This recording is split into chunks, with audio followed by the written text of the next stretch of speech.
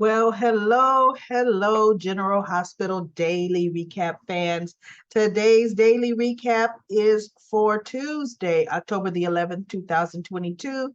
Tuesday, October the 11th. Well, of course, Dante shows up on Dex's door wanting to talk to him about, Sonny uh, roughing him up, detaining him, having him beat up and tortured. And guess what Dex said? Do I need a lawyer? He's like, no. I mean, but he goes, is this an official statement? He goes, it can be if you're going to press charges. And Dex like, press charges against what? Dante looks at him and says, your wrist clearly indicates you've been bound. They're injured. Face bruised. And by the way you're standing, I would guess that your ribs are bruised as well. What happened? Dex looks at him and says, I don't know.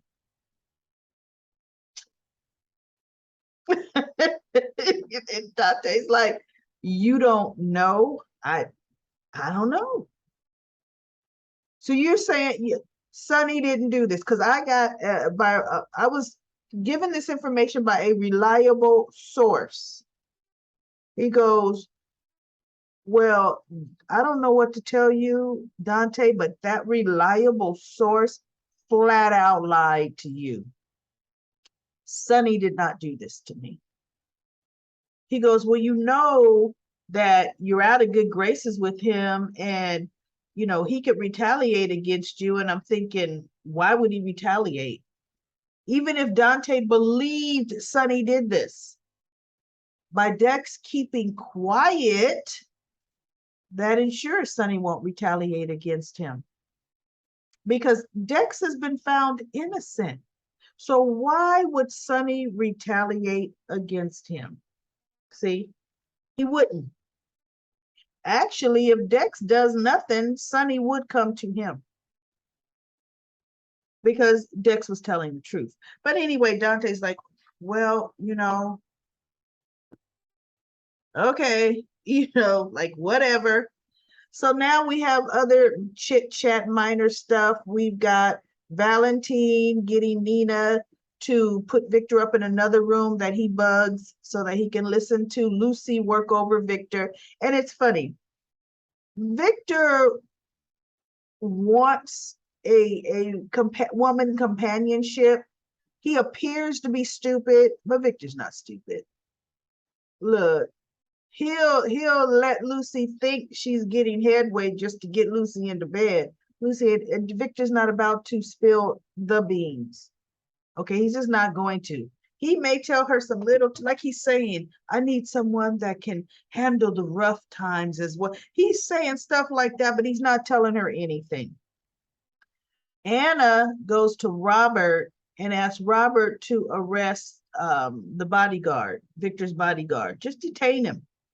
So Robert finally agreed he would do it, but then Laura's bulldog assistant, not even assistant mayor, just her assistant, comes in acting like she's big dog. And Robert's like, I don't answer to you. And he goes, yeah, but while the mayor's away, I have full authority and this, that, and the other, right? And so, and I'm going to be looking into you because Laura told me that you were working with Anna Devane, looking into Luke Spencer's death. See, Robert didn't think about what she was saying.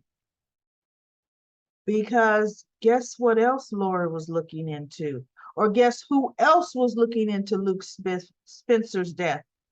Laura.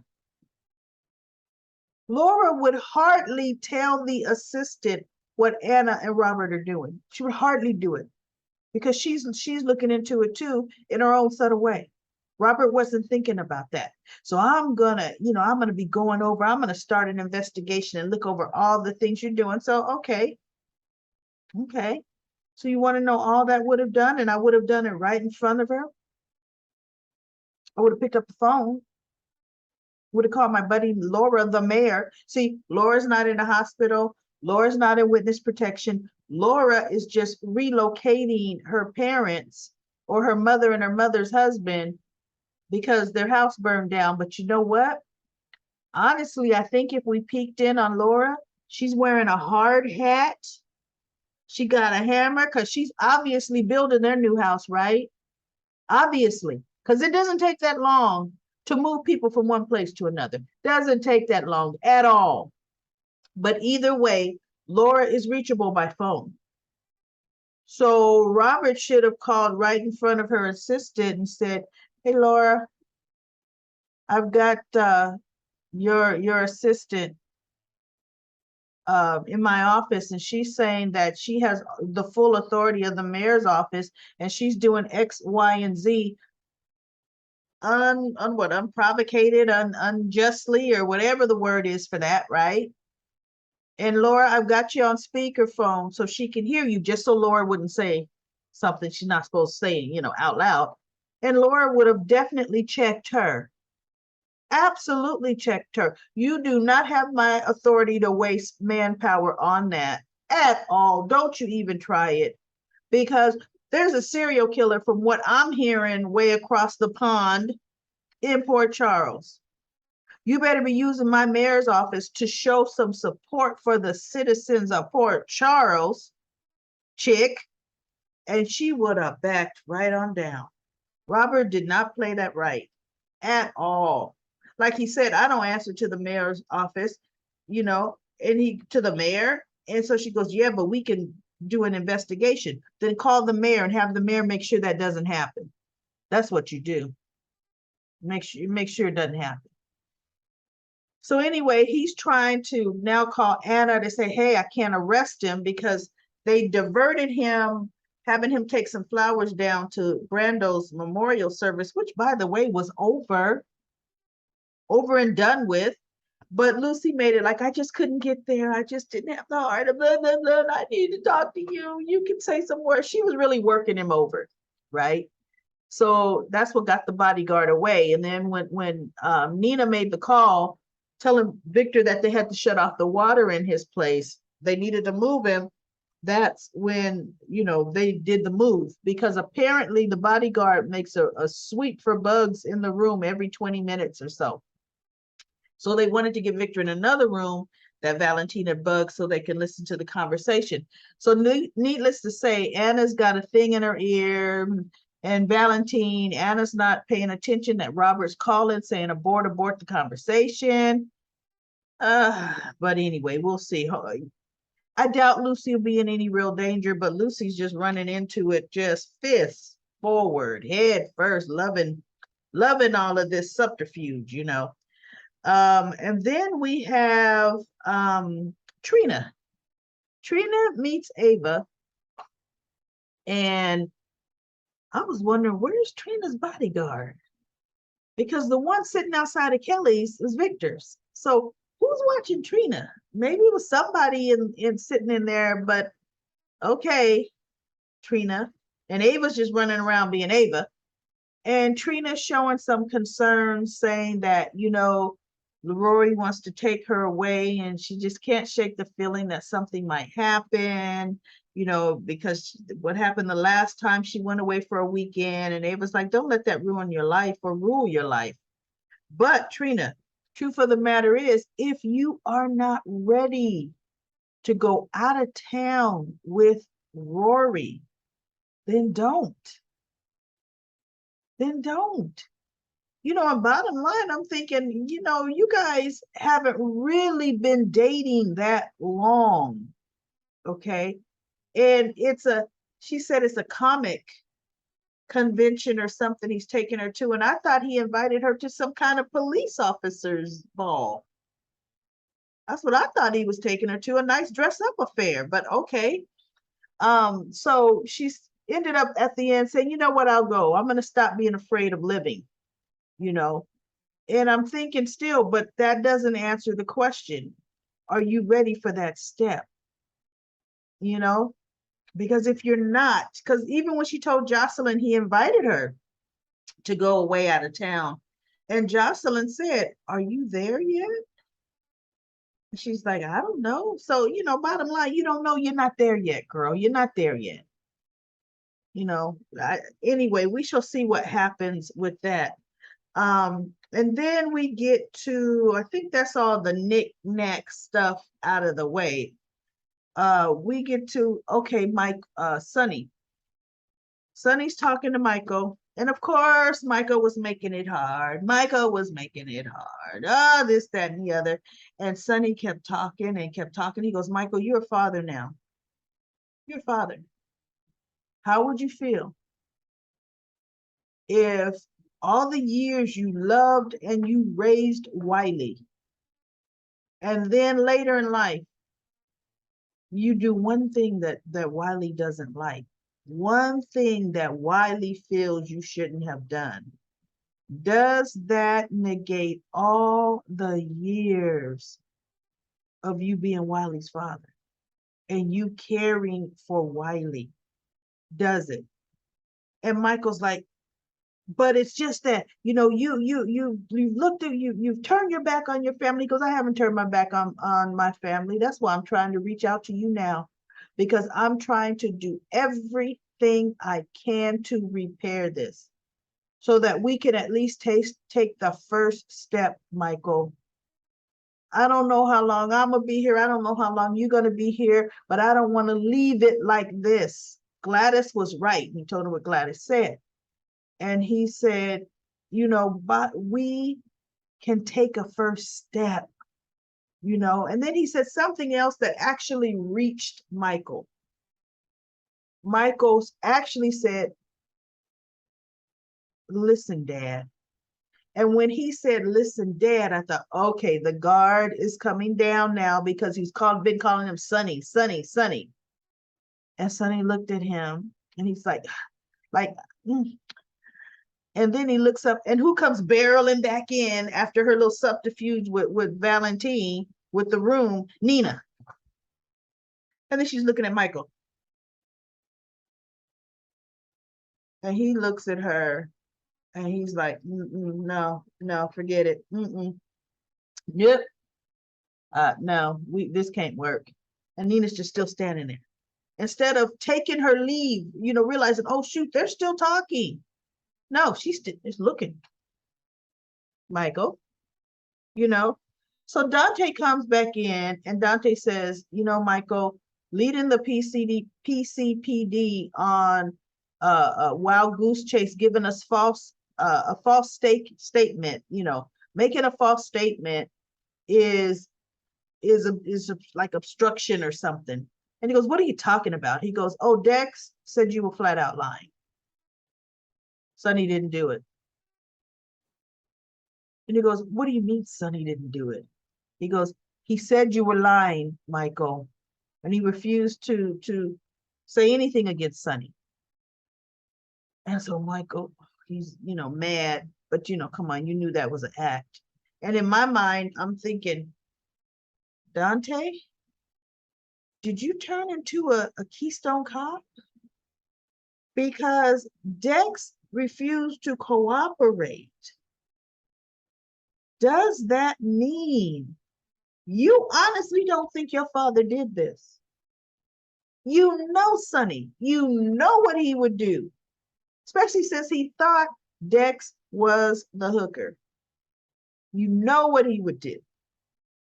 So why would you come off saying, so don't waste my time again, Michael? And I'm thinking, okay, that was just turning a blind eye. That's really what that was all about.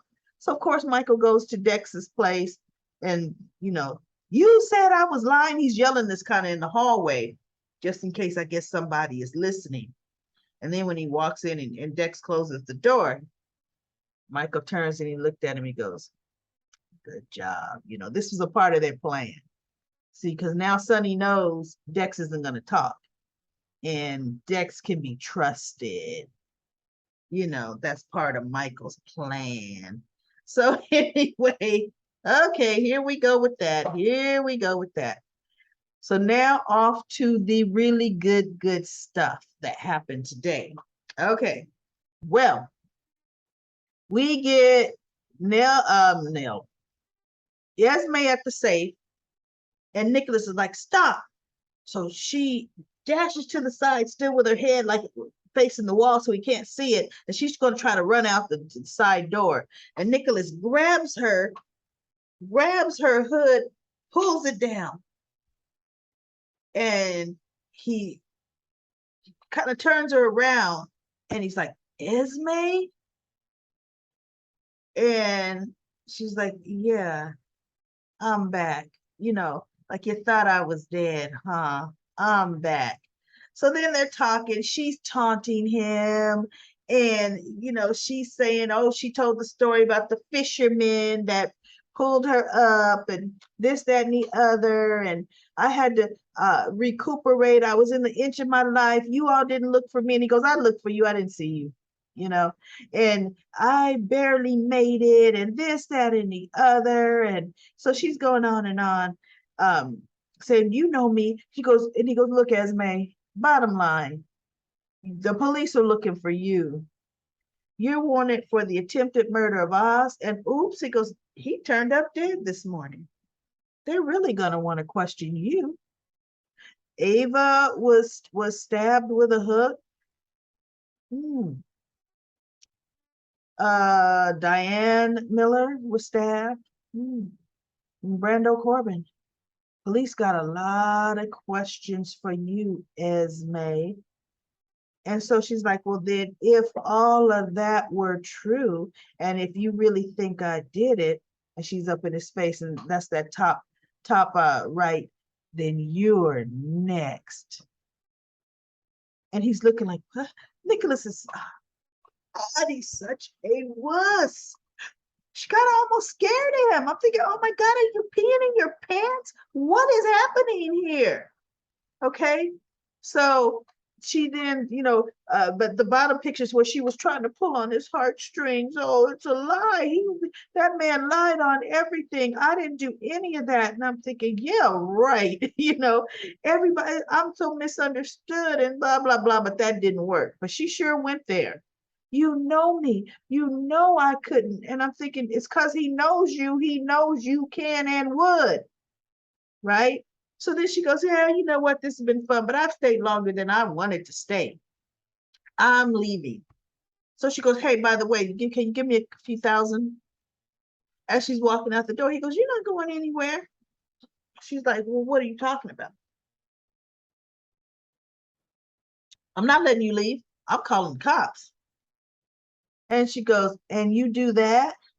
And I'm going to tell how your wife pushed me over the parapet. And he goes, what pushed you in? Because it's going to be your word against hers. Pushed you in. You can't prove she pushed you, Esme. And right now, that is going to be the least of what the police are looking at with you. They're not going to give that a second thought. Period. And I'm siding with Ava, Matter of fact, I'm calling right now. She's like, you're not calling nobody. Yes, I am. I'm calling. She goes, you're not calling anybody on us. And he goes, us. And he's looking like, who else is here? Us. And then she opens up her coat. Yeah, us. And then she rubs her little, she goes, I didn't plan on doing it this soon, but, and she rubs her baby bump right there that's in the middle. And he looks down and he's like, so, everybody, we know what Nicholas is going to now do. We already know. Do you think he's going to go to Victor and ask Victor, hey, Uncle Victor, what should I do? Let's get some help. No, he's not going to do that. Although, unfortunately, what Uncle Victor would do is that's a Cassadine heir. Now Esme falls under the protective. That's exactly what Victor's going to do, because he's going to protect that Cassadine heir. Okay, so we shall see what tomorrow is going to bring, but I'm going to tell you, Nicholas going to put her up in one of the suites at Windermere there. She's going to have maid service. She's going to have people. She's going to have a little bell in her hand. Pregnant woman. I want caviar, pregnant woman. So that's what happened. She's back. She's as manipulative as she always is. And Nicholas is just this grown 40-something-year-old man is no match for a early 20s chick. No match for her. That's a crying shame. Actually, Spencer's more of a match for her than his own daddy. And don't let him come out of Pittenville. Woo! Spencer's really gonna be ready to go toe to toe with anybody, probably, right? So before I go to comment corner, please subscribe to this channel. Goodness, I want you to be able to get notifications every time I do a recap. So subscribe and ring the bell so you can get notifications. Now let's go to comment corner. I'm going to go through them quickly. We have Susan. Susan says, oh, she's talking about today's episode. Okay, Susan did a great recap on today's episode. Yeah, look, Nell, she reminds me so much of Nell. Esme could be faking that pregnancy. Is Nicholas gonna say unbutton it? Let me inspect for that prosthetic, right? But one thing Nicholas will do is demand a paternity test. Okay. Yeah, Susan gives a great recap from today. So if anybody wants to read today's General Hospital in written form, please go to Susan, and Susan's comments, the first comments up so far, I mean, at the top of the list, or there will be somewhere at the top because other people always add comments as well. And so that was for today's episode. Now, Anna Rihanna says, when it comes to funerals, you leave any beef with someone at the door. That is so true. Your mother has moved on, Michael. You need to do so as well. Jocelyn too. That's right. I cannot believe that Michael cannot see that Willow is dying right in front of him. Right in front of him. And Michael is talking to Dante is stupid. Wait, what's stupid? Because Dex is definitely not going to rat Sonny out, which is definitely true. He wasn't going to do that. And Willow played a nice hand with TJ in front of Nina. I know. See, she get kind of like putting it in your face, Nina. Let me see what you're going to say so I can really make you look stupid when it's all said and done. She should take her own advice and not get on the bad side of Michael, which is what she's going to do. And then Adriana said, I love your detective work. Her nanny may be her mother, might be. Her nanny may have been her mother raising her. Could have been. At this point, we're up in the air. And you know what? There was a comment someone made, and I might get to it a little bit down the road, that, because remember yesterday I said, well, Heather would be too old. Not necessarily. Heather could be in her early 40s and have been pregnant with Esme, because Heather should be in her 60s now. Esme's in her 20s, so Heather could have gotten pregnant in her early 40s with Esme, because somebody reminded me that, look, Carly just had Donna 2 years ago. Carly was definitely in her 40s, and that's why it was high risk pregnancy. So you know what, you're right. It could be crazy Heather Weber. Michael was listening to Sonny's apology, but instead,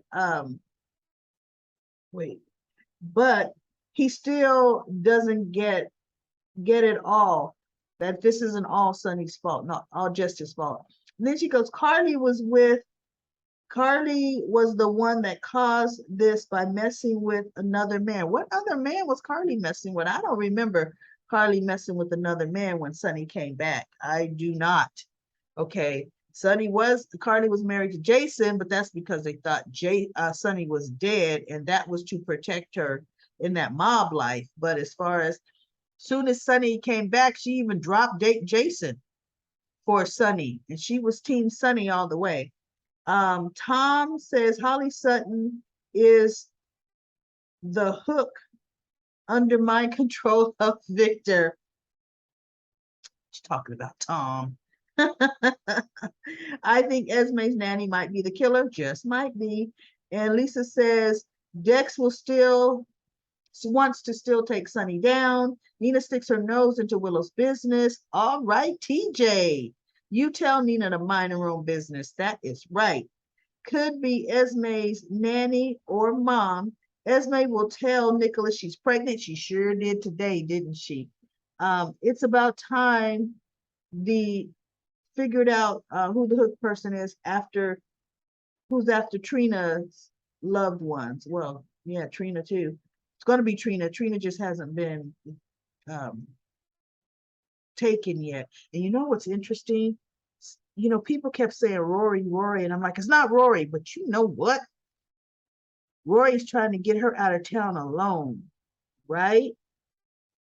Trina could have been his final victim that he wants, right? But you want to know what? If that is the fact, I'm not worried. You want to know why? Because Trina has she has pepper spray. Trina has pepper spray. She could take care of herself. Yes, she can. Okay. And then she says, yeah, it was definitely Lisa. She talked about Carly had Donna not long ago. Yep. So it could be Heather Weber. Glad Esme is back to cause trouble. Nell would have went after Carly and her family. That is so true. That's who Nell would have targeted, not Trina. We hear Esme threatening Nicholas on Tuesday. Yes, we sure did. Ryan doesn't want to lose his hold over Esme by knowing who her mother is. I know. If Ryan told Esme who her mother was, Esme would want to go see her mother. And her mother could then become more important to her than Ryan is, and he definitely won't want that. Sonny can't pay attention to his own wife. No. Michael can't pay attention to his own wife and how sick she is from worrying about Sonny, from obsessing over Sonny and plotting over Sonny. Cindy says, I think Esme will likely use the pregnancy as leverage over Nicholas to secure her presence and her future. It's entirely possible that she really is pregnant by him, but if she's not, she's just as more likely to pretend to be. She knows that if Nicholas believes she's carrying his child, he'll provide her a good life for her and her child. Yeah, they're gonna have to work magic to get her off of them charges. I think Nicholas would even marry Esme. Yeah, if Victor told him to. He definitely would. And that way Victor said, now you can't testify against her. Yeah, there you go. I think Nicholas would marry her under certain circumstances, not out of love, but a sense of duty. Nicholas does not have senses of duty, but we shall see what he would do. Cindy says, if Esme were the hook person, I don't think she would have lingered after Oz was killed. I think she would have rolled on. I know, you know. Sandy says, this is the first time we've seen Dex with a button-down shirt. He usually wears t-shirts. Nosy Nina is back spying on Willow and TJ. I want to see what Sonny does when she continues to hurt his family. Nicholas turns into a little boy when it comes to Victor, and it looks like when it comes to Esme too, right? You don't know what to do. Just stands there, yikes. He wants his wife. Yeah, he wants his wife, but Ava's definitely out of the picture now and gonna be definitely. Juanita says, I want to see Chase as a police officer again. Me too. I definitely do. Juanita also says, just wanted to say that Ava has black boots on. What does that have to do with anything? Juanita? Okay. What color was Ava's shirt too? All right. Dana said, I love some Joss and Dex. But I think the writers need to stop making Joss so overbearing. I know. Don't get me wrong, I like her standing up for herself, but by being feisty. But when she draws the line when she's annoying, really trying to run Dex's life. Exactly. She's taking it to a level that yeah, you're going far beyond, girl. You don't have no ring on it. So please, you ain't his wife, girlfriend, significant other. And this chemo beauty says Joss and Dex have hot chemistry. If the writers do this right, they could be the next Luke and Laura. Could be. Luke was much older than Laura. He definitely was. Actually, Luke's Luke and Laura's age difference is actually greater than Jocelyn and Dex's age difference. And when they fell in love. And then unfortunately, Cam would have to take the role of Scotty because he lost Laura to Luke. He sure did. What in the world is up with Maxie's wardrobe? No matter what occasion, she looks like she's going to the supermarket. I enjoy your reviews so much because not only do you tell me the recap, you act out the character's part.